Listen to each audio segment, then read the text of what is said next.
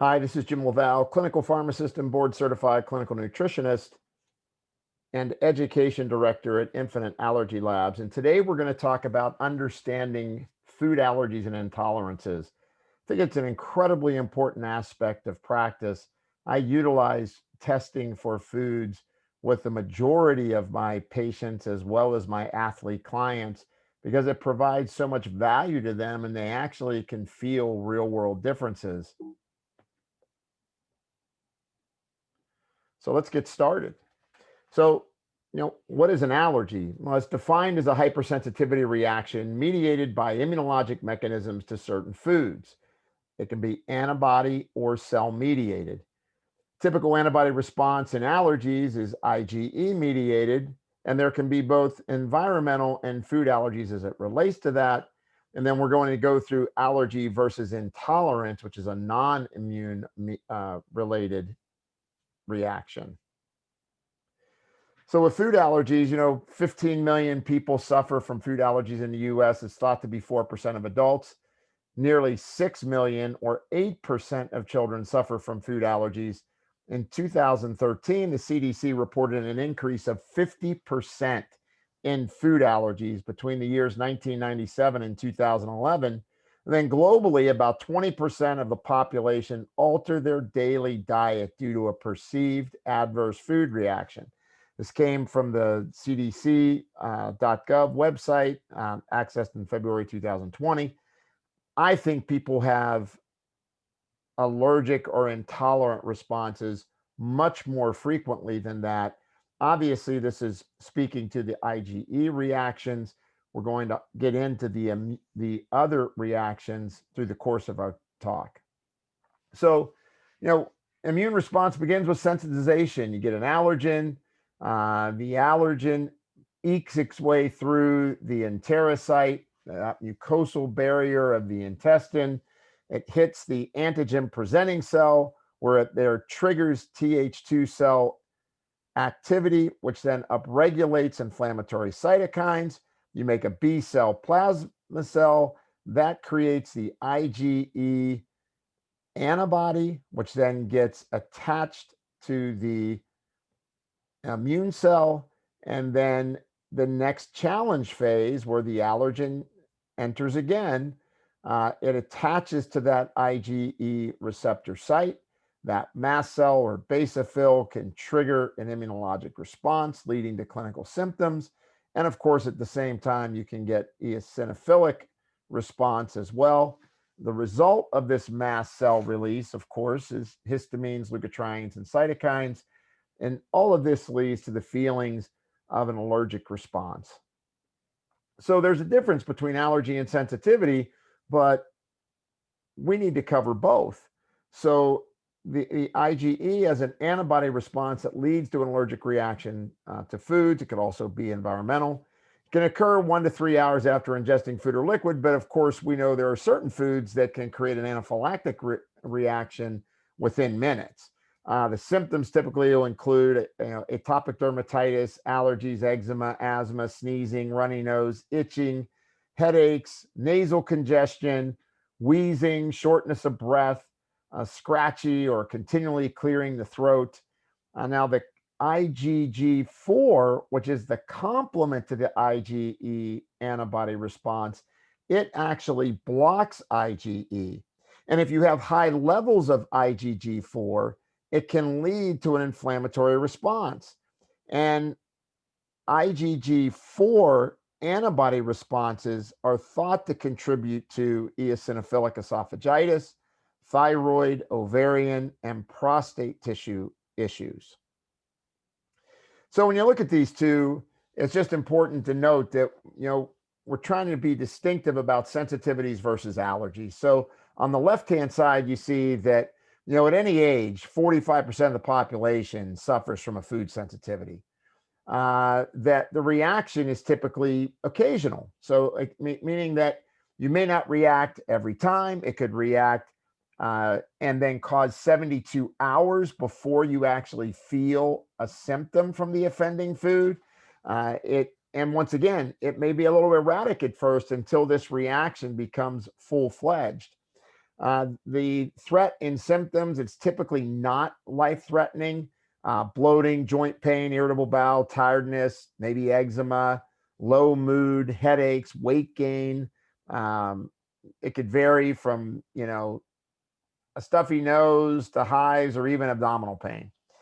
And typically, this can be assessed through self-assessment, meaning pulse testing is a way to be effective to look at those delayed onset of symptoms, but that can make it tricky depending on how accurate people are reporting or removing foods. People can have multiple food sensitivities. And typical offenders, gluten, dairy, corn, eggs, sugar, sesame, soy. There will be environmental triggers, but literally in this instance, virtually any food can fall into this category. So it's important to understand that people could be eating something that they think is seemingly healthy, but yet they could be having a food sensitivity response to it. Food allergies typically develop from infancy. 2% of adults, 6 to 8% of children have a true food allergy. The reaction can be immediate or within a few hours of exposure. It could be severe and life-threatening. So, flushing, difficulty swallowing, nausea, hives, itching, fever, swelling, wheezing, shortness of breath. Self-assessment, easier to identify, but also much more reactive and acute. Common causes: peanuts, other tree nuts, eggs, milk, fish, shellfish, different uh, medications, stinging insects. So any of these things can cause the food reaction that leads to an allergy. So with IgG, which is more of a sensitivity response, it causes food sensitivities with delayed reaction of anywhere between 3 and 72 hours. These sensitivities can improve and many times are less severe than an IgE reaction. They are a trigger for low-grade chronic inflammation. And I lecture a lot about this low-grade chronic inflammation because we finally identified it. It's called metaflammation or metabolic inflammation. And the downstream effects of metabolic inflammation are significant. It can lead to all sorts of issues from insulin resistance and bone loss and iron storage changes. There's a variety of things that can occur when low-grade chronic inflammation is being triggered in the body. Of course, IgG can also drive a histaminergic response. And then there's the C3BD complement to IgG sensitivity response in the body. And if there's any C3BD present, then the response in the body will get dramatically amplified if there's any IgG present, and it can cause significant increase of symptoms. This reaction can be in the magnitude of a 10,000-fold difference in the reactivity of IgG versus IgG with C3BD to any respective food. So what's the importance of IgG in food allergies? I mean, first of all, it's a subclass of IgG, and it comprises 4% of IgG antibodies and 3% of circulating antibodies. And it's commonly called the blocking antibody. It inhibits activation of mast cells and basophils and inhibits more serious IgE-mediated allergic reactions. It helps to capture the allergen prior to its arrival to the cell-bound IgE, and it competes with IgE binding for the same epitopes. So the IgG response is incredibly important and gives us a lot of insight into what's going on with the allergic response to foods in the IgE pathway. But just note, as your IgG4 activity goes up, it's showing you where the immune system is loading. So why else is it important? Well, first, it decreases false positives, and it's a definite indicator for the extent of the allergen exposure. And with measuring IgG4, you can either rule out or confirm an intolerance that's causing symptoms. And what's the importance of having that complement C3BD allergy testing? So IgG causes generalized metaflammation, which is what I spoke of earlier, or chronic low-grade inflammation, which can trigger all sorts of symptoms. But the C3BD amplifies that response. It promotes a pro-allergic effector function, and it regulates the development of Th2 immunity during the allergen sensitization phase. And complement component C3 plays a versatile role in the process by keeping the cascade alert, acting as a point of convergence of activation pathways, fueling the application of the complement response, and exerting a direct effector function, and thus helping to coordinate downstream immune responses. So, if all you've ever done is IgE or IgG testing in regards to food, unless you have the IgG4 and the C3 complement test, you really don't get a comprehensive view of what is going on with that individual in regards to their response to certain foods and even to some environmental burden as well. So what this is actually doing is, showing you the effect of, how C3B and D signaling gets developed and the stimulation of complement activity. So when you look at this, you can see that you can have, exogenous microbes, you can have apoptotic cells signaling a danger sensing effect. And if you are familiar with the uh, cell danger response signaling theories that are out now that have been written, in the literature, this falls right in line with that your body begins to get this cell danger sense signaling, which starts to create these soluble immune sensors, C4, C3, C2, and then C3 then drives the production of these various complement receptors, and that's where the transmission takes place of C3b, C3d, C3a, and that's what's being built through the chronicity of the immunologic response. So let's take a step back and look at, well, what causes food allergies or sensitivities to begin with? First of all, you have to realize, the intestine is the organ of immune tolerance. The intestinal mucosa is the largest area of the body with direct contact with the exterior environment. And if you expanded that surface area out of the small intestine alone, it reaches roughly the size of a tennis court. So it's easy to understand that you have a tremendous amount of surface area and immune interaction taking place in the intestine. And based on what are the influences of that, it can have a dramatic effect on the immune health of that individual. So, when you look at it, there's a healthy gut versus a leaky gut. On the left-hand side, you see a healthy gut. And with a healthy gut, you have these tight junctions and mucosal cells, and pathogens are protected from getting through into the bloodstream. Undigested food particles are protected from getting into the bloodstream because the tight junctions are intact.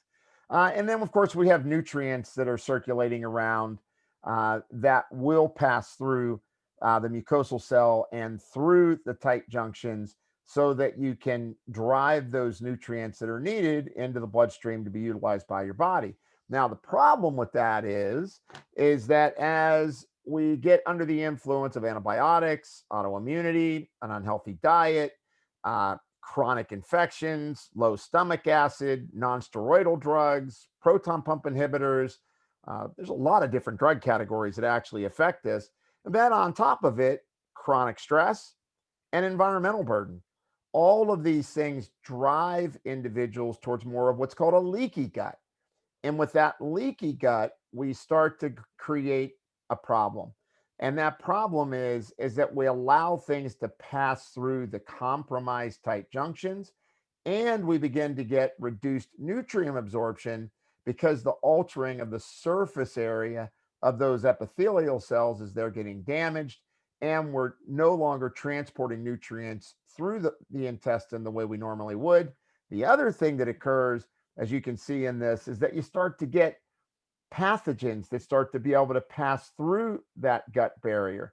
You begin to get more immune cells that are carrying, various undigested food particles into the bloodstream. And all of this sets up that storm that causes chronic inflammation, food sensitivities, and food allergies. And this is a great picture. So if you look at on part A on the left-hand side, a normal, healthy epithelial cell barrier that's depicted here. And then look when we get into a leaky gut, when more opportunistic pathobionts are present, or the gut is getting leaky due to any of the number of things that I mentioned, you can begin to see the cracks and crevices start to take place.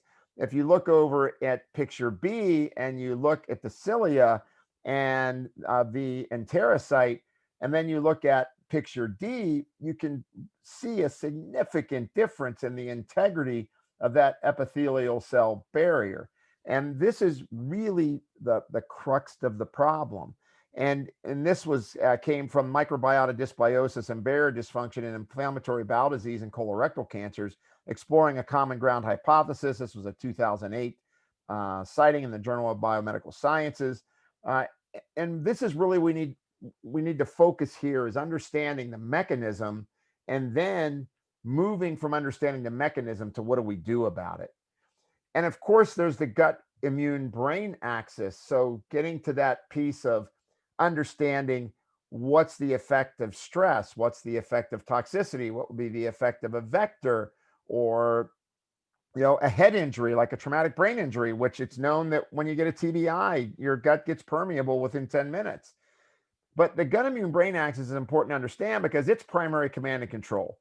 And this axis is responsible for filtering, defense, meaning your immune system, 70% of your immune response coming from the gut, as well as repair mechanisms, because I need to be able to absorb nutrients, to be able to repair tissues and refill the neurochemical buckets for serotonin and dopamine, and literally drive all the enzymatic reactions in the body, right? You need nutrients to be absorbed, to be utilized by all metabolic functions in the body.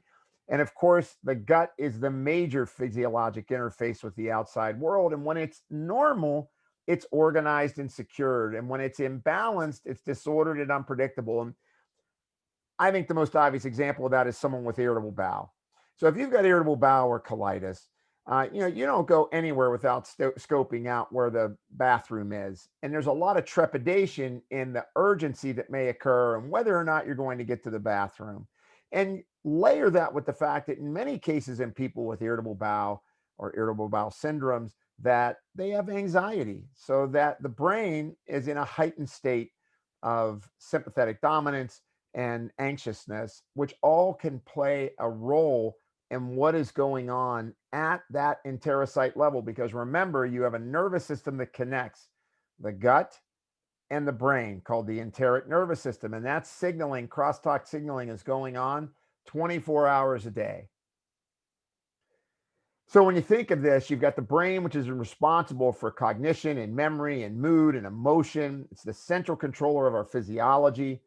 There's your immune system, which has both the innate and acquired immune function. It's involved in the repair cycle, meaning our body turns on inflammation and then requits the injury that it is attempting to repair.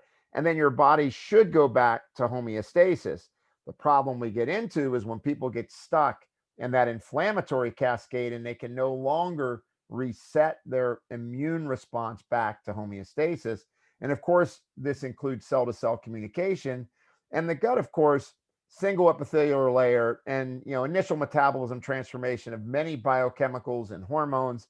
It acts as creating messengers to the brain for satiety and hunger. And of course, the gut has a structural defense that's essential that we maintain it. And so one of the key things that we'll think about is this gut immune interface. So as in the immune system, as we get intraepithelial lymphocyte accumulation and upregulated antigen presenting cells, it leads us to this dysfunction of dysbiosis or gut flora that's disturbed, as well as intestinal permeability changes.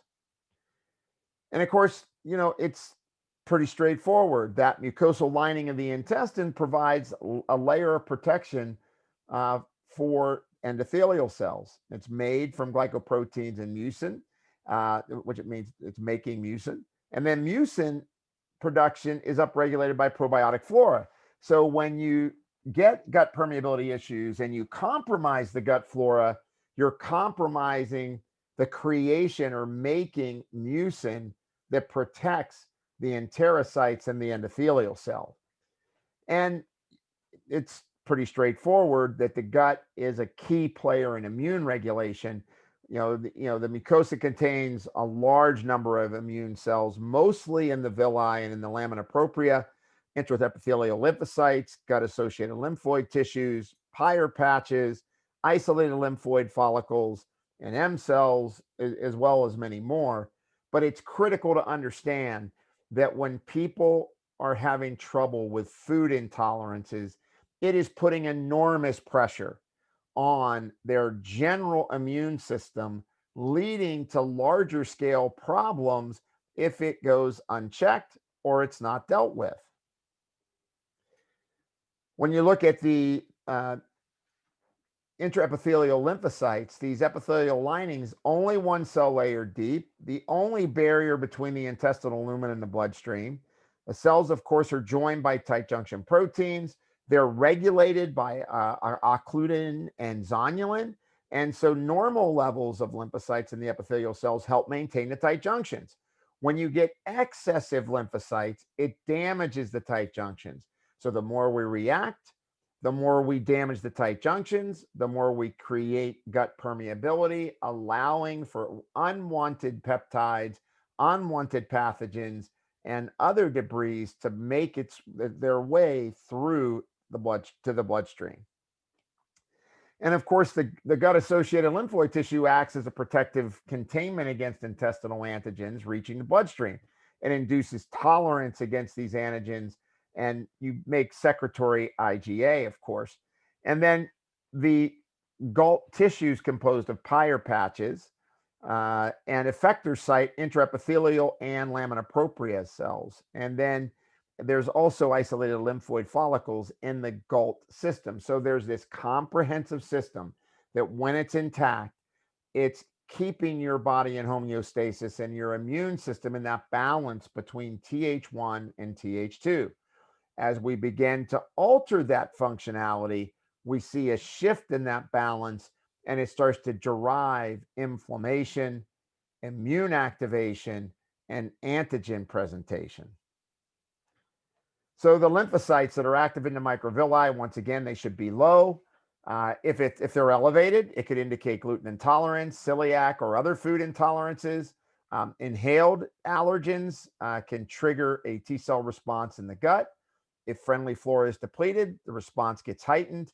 And then, of course, there's this process of moving towards inflammation and immune activation that drives Th2 activation, which of course leads to the antigen antibody response, which is commonly seen in autoimmune disorders.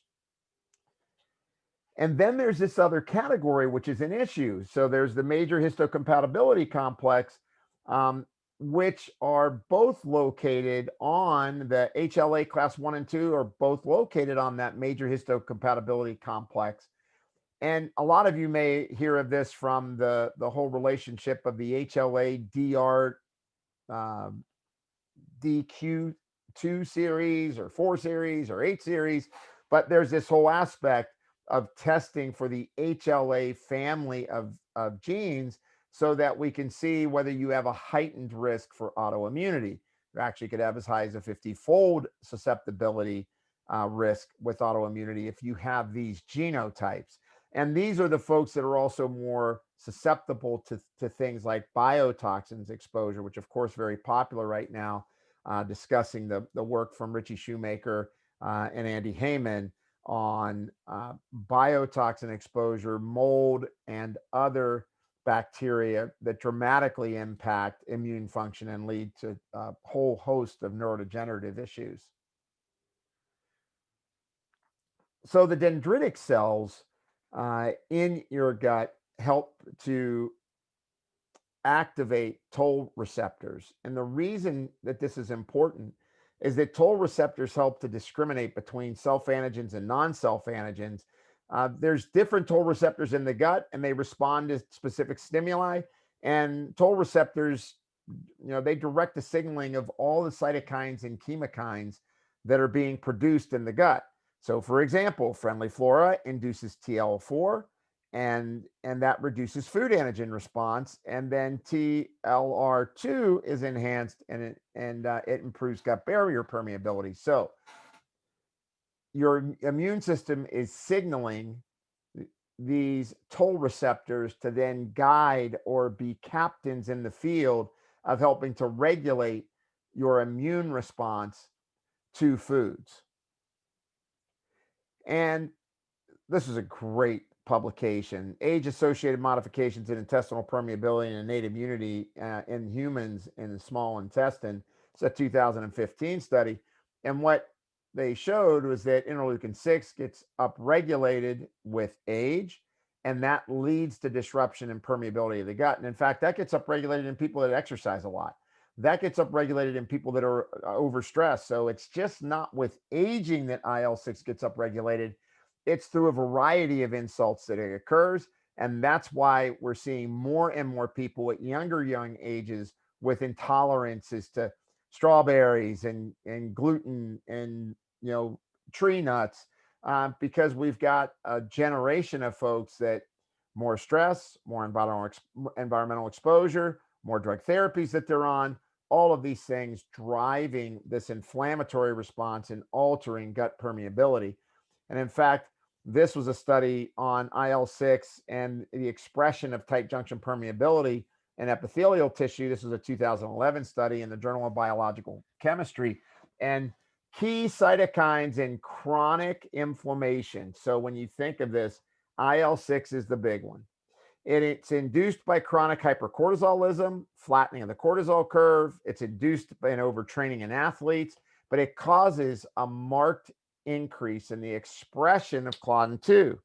And that marked increase in the expression of claudin 2 drives tight junction dysfunction. It literally disrupts the tight junction and the multi-protein structures so that the protein scaffold or cytoskeleton starts to break down.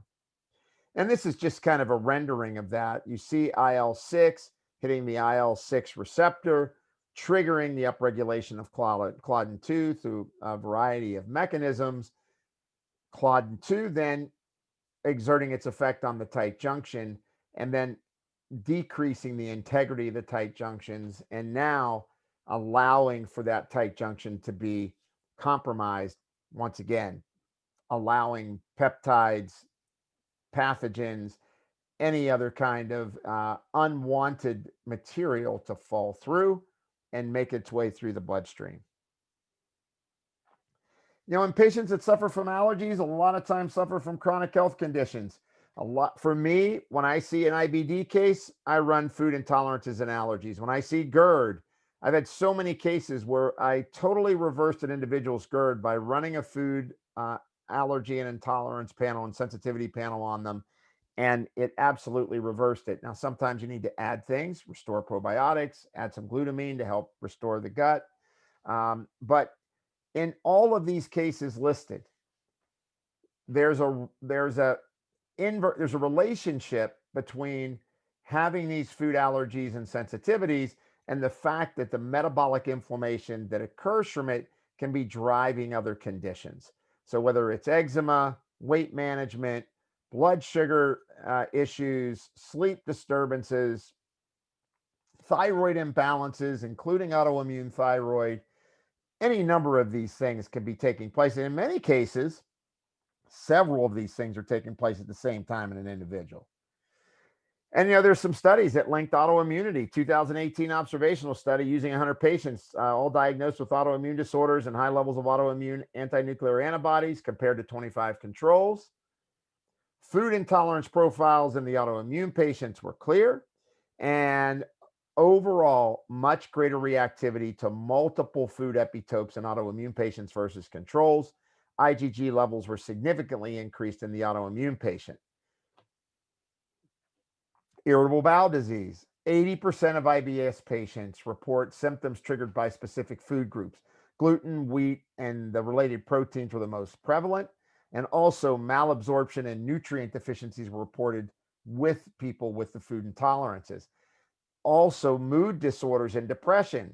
Schizophrenic individuals reported to have heightened anti-gliadin immune response to gluten and increased celiac disease. Depression also linked to food antigen specific IgG mediated hypersensitivity. So, it's no wonder that, when we get this immunologic drive, it's altering our metabolic homeostasis and starts to create a whole host of downstream problems.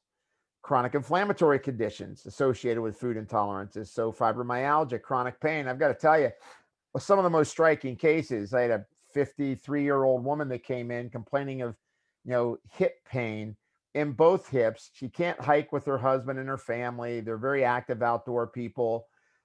We did a food allergy sensitivity test on her, took her off her offending foods, gluten one being one of the real big ones in her case. She was free of all hip pain within 4 weeks. And that's how powerful this can be. I had another gentleman that was an Olympic ski jumper, and of course they're landing from very high up on that hip, right? And he just kept saying to me, it's a trauma injury. I can't get it better. He's 35 years old, super fit guy, worked actually in a major fitness organization. And I said, look, I think you should try food allergies. And he said, you know what? I'm not going to give up my favorite pizza on Friday night. And I said, all right, I'm just telling you what I think you should do. 4 weeks later, I'm in a business meeting with him. I traveled to the corporate headquarters and he leaned over to me and he said, guess what? I'm out of pain. And I said, really? What'd you do? He said, I followed your advice and took out offending foods. And he was free of all of his joint discomfort. And of course, in another area, obesity. So childhood obesity is associated with the prevalence of allergic disease, and adult obesity also associated with food intolerances. I see this frequently. People get off their offending foods, they lose that histaminic response, they're less puffy, they're holding less fluid, and they start to normalize their metabolism. They're no longer in an inflammatory state or metabolically inflamed state. And when you have less metabolic inflammation, your insulin receptors function better. So this is a comprehensive approach to food testing. This is how the report looks. If you notice here, you see IgE, IgG4, IgG, C3BD. Now, this is just one page from a food allergy test from Infinite Labs, but I put this up as an example. So if you note, you see the IgE responses, and you can see, for example, in this individual, the aspergillus mix having both an IgG response and then an IgG4 response, as well as IgG and a C3BD. That means they're at the highest order of response on that particular ingredient. So the purpose of this is to really try to narrow down what are the foods that you have to get rid of and then work on. And it may be that a few of these foods are foods that you never get back, but many of the foods that are triggering an immune reaction, keeping a person from feeling well, keeping a person from, feeling really healthy and vital, they're foods that you can, as you work on repairing them, they can work their way back into their diet. And then, of course, there's the environmental reaction as well that is shown here for IgE within the test. And so you have a environmental panel as well. And then this is important to go over. It's like, okay, how am I going to use this? And so, with less significant health challenges present, or if adherence is an issue, you can go with the mild restriction that is listed within the report. So in this case, hey, I'm an athlete. I'm really just trying to optimize my performance. Maybe you're not a pro athlete. So if you're a pro athlete, I'm making you use the more advanced list. but I just want to get a handle on my most significant food intolerances, my most significant allergies and sensitivities, and I want to focus there. That's when you use this. Or if you're having a problem with someone going, oh, gee, I can't remove all those foods. I'm just not going to be able to do that. Uh, Use this list as a start point for them because they're most likely going to feel better just by getting rid of the major offenders to their food. If this is a more significant health challenge that's present, I've got colitis, I've got rheumatoid arthritis, I have fibromyalgia, um, where someone is really dealing with a significant health challenge, you want to encourage them to use the more restrictive food list. And because this is going to take out more inflammatory signaling from the global perspective in that individual and is going to help unload that inflammatory burden that is in their situation with the condition that they're fighting. So, less restrictive on people that are basically healthy, have significant adherence issues when they start out. And then the more restrictive list is for individuals that are facing health challenges and you want to encourage them to remove all of the foods that they test for. So there's a lot of different factors that are involved in this whole gut immune dysregulation. I've touched on them a little bit. I just want to go over it though, so you understand just how many people in your population of patients are probably affected by food allergies and sensitivities. So first of all, if you're on medications, there are a lot of different medications that alter the microbiome. Stress, diet, eat a diet that's high in fat, low in fiber, high in sugar. Any type of skewing to that nature could alter the microbiome, could cause problems with the integrity of the gut, could create more lipopolysaccharide being released, which we'll go over in just a little bit. Alcohol use, the more alcohol you use, the more you damage those epithelial cells. So, understanding that chronic alcohol use will contribute to it. It could be overtraining. Typically, I tell people, if you're going to train and you're not a pro athlete, you're just training to, for health, try to stick to an hour or less. The longer you train, the more you risk the gut getting compromised. So endurance runners, they get into that whole runner's diarrhea piece or reactive airway over time, right?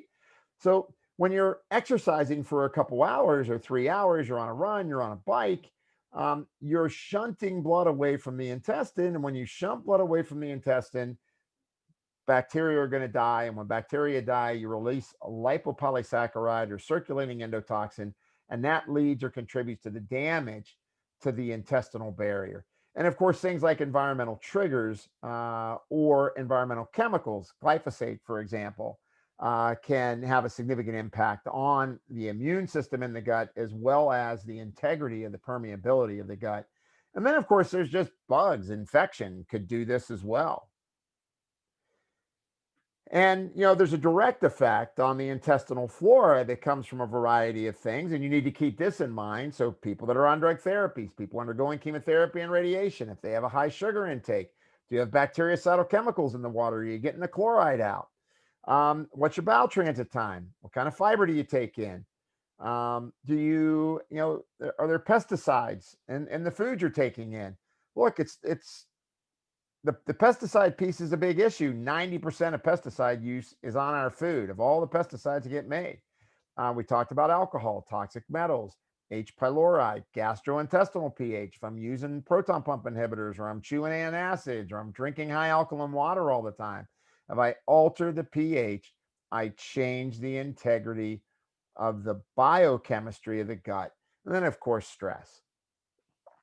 What are the drugs that most commonly affect the microbiome? I want you to think about this. How many people in your practice have been on these drugs?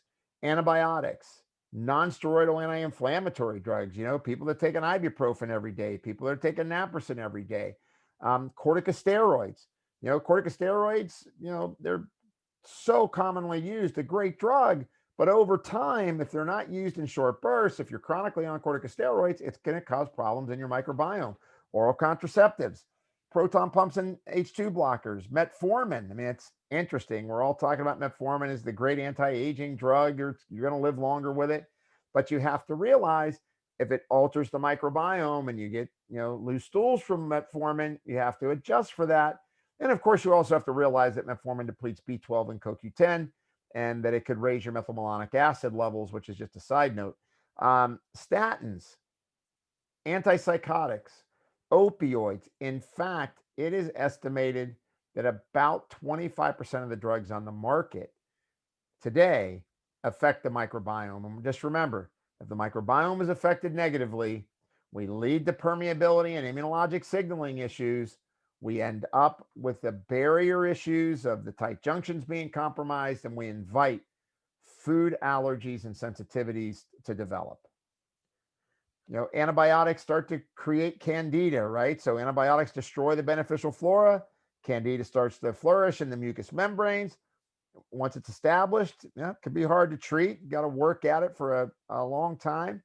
And candida makes mycotoxins, and mycotoxins damage intestinal cells and interfere with metabolism of things like thyroid hormone and act as a competitive inhibitor. And yeast fermentation, of course, comes from sugars and starches, and that creates acetaldehyde. And acetaldehyde is important, because it can damage cells and tissues. It's a chemical byproduct of alcohol and yeast metabolism. Typically, your liver will get rid of acetaldehyde. You have a aldehyde oxidase enzyme that is there to be able to neutralize it, but it's got to be broken down by these enzymes. If the enzymes can't keep up, it travels into the bloodstream, accumulates in the brain, spinal cord, muscle, liver, and it depletes vitamin B1 and B3. And that's a problem, because as B3 gets depleted, that means you're going to have less NAD available in the cell. My cell energetics are going to go downhill. I'm going to get more fatigued. You lose the ability of acetyl-CoA to trigger that energy production. And that cell energy production falls in a dose-dependent fashion as it relates to acetaldehyde. Now, it also reacts with dopamine in the brain, and it makes a phenolic chemical called salsolinol, and it reacts with serotonin to make beta-carboline. Now, what's the problem with that? Well, no more serotonin, no more dopamine. I'm going to have a much stronger craving pattern. I'll have more impulsive and compulsive behavior. Hence, as the gut gets disrupted, we see those behavioral changes that were talked about earlier. And of course, this is important in addiction profiles because, for example, alcoholics, people that are addicted to food, and the reward cascade that goes with it, when you no longer have dopamine or serotonin, it's going to trigger those kind of behaviors, lead to potentially excessive eating, excessive drinking, which of course adds to other issues in that individual's health.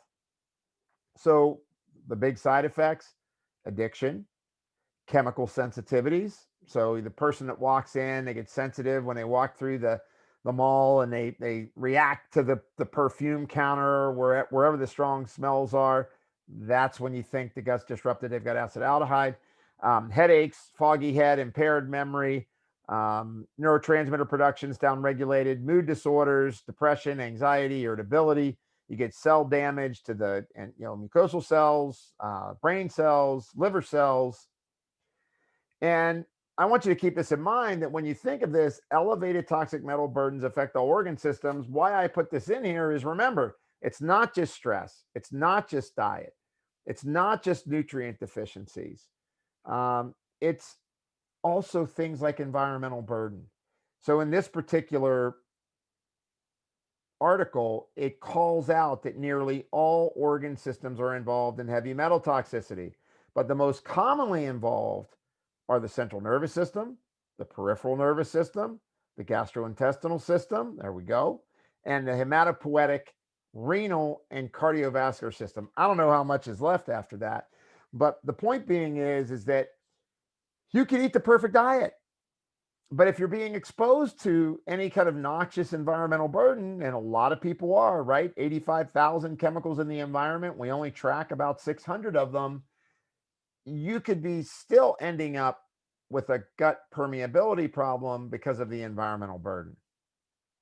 And of course, we want to cover stress and the gut, because this is a key area that I find on the majority of people that I see.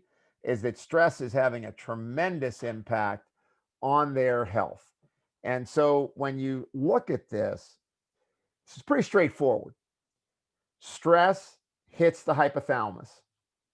And the hypothalamus can, if you drop straight down, the hypothalamus can send a signal to the pituitary, upregulate the adrenal gland to produce more cortisol. More cortisol, if you look in this right upper hand segment, alters the HPA axis response. That's called allostatic load, triggering more sympathetic dominance. Now, and when we say stress, this could be environmental burden, it could be a vector, it could be just psychogenic stress. Now let's look to the left. The spinal cord gets activated via the hypothalamus. It upregulates sympathetic output. The signaling of that sympathetic output goes to the enteric nervous system, triggering the enterochromaffin cell and nerve fibers to upregulate peripheral corticotropin releasing hormone. And now it has an effect on the bowel. So if you look at the center here, the bowel, this lower center, the cortisol effect from the adrenal glands directly affects gut permeability because of the upregulation of interleukin 6, therefore the increase in claudin 2. Claudin 2 gets upregulated, the tight junctions widen and gap. You get peripheral corticotropin releasing hormone that has an effect on permeability. And then the peripheral corticotropin releasing hormone also triggers an increase in mast cell functionality, which triggers an increase in gut permeability. And then as we move across the lower right-hand segment of this, we get an increased antigen presentation effect because of the gut permeability. And because the mast cells have been activated, we get an increase in inflammation and immune activation, which is fueled by the mast cells and fueled by the fact that you have more antigen presentation. And that global effect then recycles back to the HPA axis in this event with elevated lipopolysaccharide in most cases, which crosses the blood-brain barrier. We can trigger even microglial cell activity, which then can trigger a whole cascade of neuroinflammatory effects in the brain, which continues to create this sympathetic dominance flow. And I want you to think of this, with metaflammation in the gut, you get poor inflammatory and dietary choices, stress and emotions, infections, lectins from diet, disease. If I've got heart failure, I'm not pumping blood to my intestine as well. I could have low stomach acid. It could be toxin exposure. But all of these things lead to altered intestinal permeability, which then lead to food allergies and sensitivities, malnutrition, dysbiosis, toxin overload, meaning both toxins from the environment, but toxins that are a byproduct of an inflammatory metabolism or a metabolically inflamed metabolism, where now my metabolism is making more inflammatory cytokines and signaling substances and not making hormones and not making neurochemicals, which leads to a total toxin and antigen burden, which then funnels its way into a variety of systemic diseases. So as LPS goes, and I know I've mentioned lipopolysaccharide a couple times, and this was just an article in 2015 that showed that stress induces endotoxemia and increases in, barrier permeability.